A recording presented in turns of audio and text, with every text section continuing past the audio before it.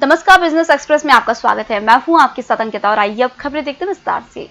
Corona संकट की वजह से अप्रैल से जून की इस वित्तीय वर्ष की पहली तिमाही के सकल घरेलू उत्पाद में -23.9% की ऐतिहासिक गिरावट आई है, यानी जीडीपी में करीब एक चौथाई की कमी आ गई है। आइए जानते हैं कि जीडीपी की गिरावट यानी उसके नेगेटिव में जाने का आखिर आम आदमी पर क्या असर पड़ता है। जीडीपी के आंकड़ों का आम लोगों पर काफी असर पड़ता है। अगर जीडीपी के आंकड़े लगातार सुस्त होते हैं तो ये देश के लिए खतरे की घंटी मानी जाती है।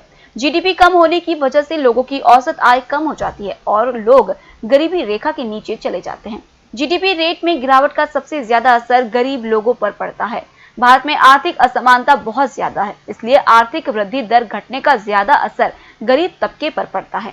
इसकी वजह यह है कि लोगों की औसत आय घट जाती है, नई नौकरियां पैदा होने की रफ्तार घट जाती है। मान लीजिए किसी तिमाही में प्रति व्यक्ति औसत आय 10,000 रुपए महीना है, तो जीडीपी में 24% की गिरावट का मतलब है कि लोगों की औसत आय में 2400 रुपए की गिरावट आ जाएगी और यह करीब 7,600 रह गई।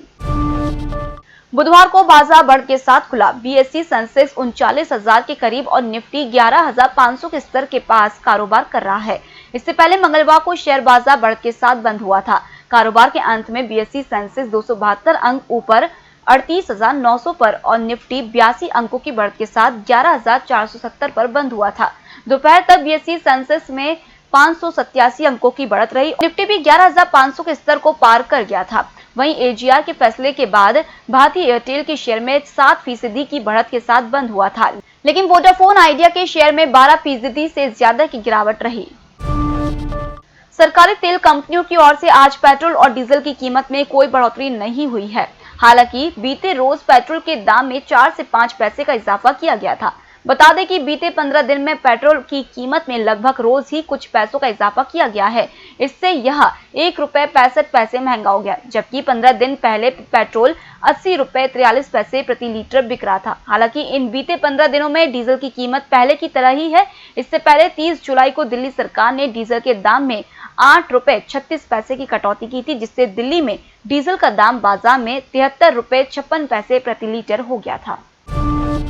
सुप्रीम कोर्ट ने मंगलवार को समायोजित सकल राजस्व के भुगतान मुद्दे पर दूरसंचार कंपनियों को राहत तो दे दी है, लेकिन सबसे ज्यादा दबाव में चल रही वोडा आइडिया बोझ घटाने के लिए टैरिफ बढ़ा सकती है। बाजार विश्लेषकों का कहना है कि आदित्य बिरला समूह की आइडिया और ब्रिटेन के वोडाफोन का संयुक्त उपक्रम वोडा आइडिया अपने टैरिफ में 27% का बड़ा इजाफा कर सकती है। सुप्रीम कोर्ट के फैसले से दूरसंचार कंपनियों को राहत तो मिली है, लेकिन देनदारी चुकाना अब भी आसान नहीं होगा। खासतौर से वोडा आइडिया को एजीआर के रूप में सालाना औसतन 7,500 करोड़ रुपए देने होंगे।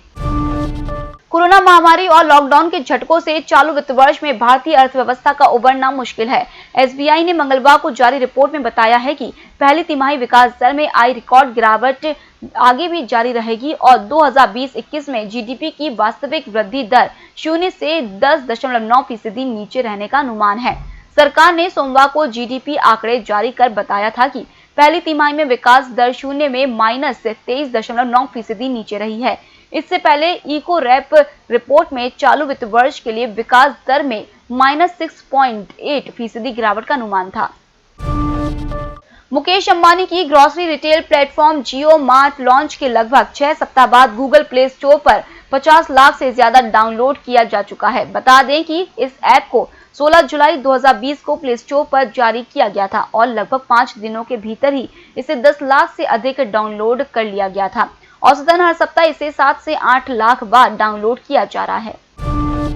अगस्त महीने में बड़े बाजारों की तुलना में भारतीय शेयर बाजार का खराब प्रदर्शन रहा है। बीएसई सेंसेक्स ने पूरे महीने के दौरान 2.6% की बढ़त हासिल की है, जबकि एनएसई के निफ्टी ने 2.8% की बढ़त हासिल की है। जनवरी से लेकर अगस्त के दौरान सेंसेक्स में 5.8% की गिरावट जरूर रही है, पर 23 मार्च से लेकर अब तक इसमें 50% से ज्यादा की बढ़त रही है।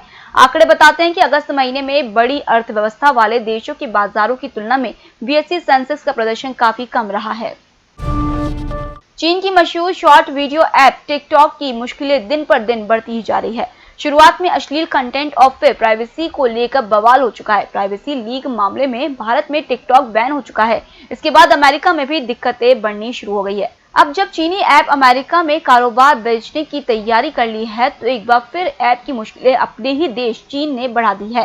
चीन की सत्तारूढ़ कम्युनिस्ट पार्टी ने रातों रात एक नया एक्सपोर्ट रूल लागू कर दिया है। इस नियम के तहत चीन की सरकार ने कहा है कि टिकटॉक को अपना कारोबार बेचने के लिए सरकार से लाइसेंस लेने की जरूरत होगी। फिलहाल इस बुलेटिन में इतना ही। आप बने रहिए एमएस टीवी के साथ। नमस्कार।